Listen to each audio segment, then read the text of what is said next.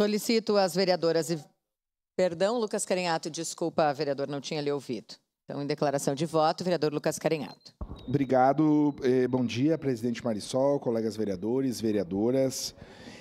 Parabenizar a vereadora Tati pela proposição de algo, de uma doença que acaba ocasionando problemas graves e vitimando uma parcela muito grande de pessoas da nossa sociedade.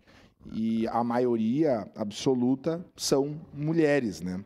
Nós acreditamos na prevenção, acreditamos na importância da educação, né, como forma de informar, de instruir, de levar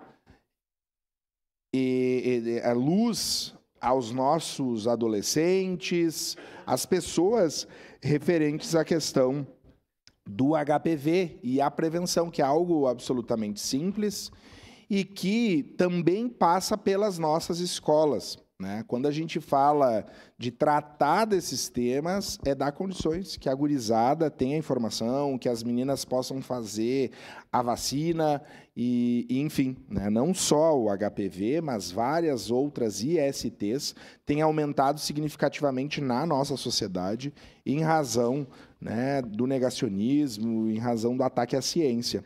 Eu também, vereadora Estela, acho que a prevenção é o mote principal que nós precisamos, enquanto vereadores, fiscalizar.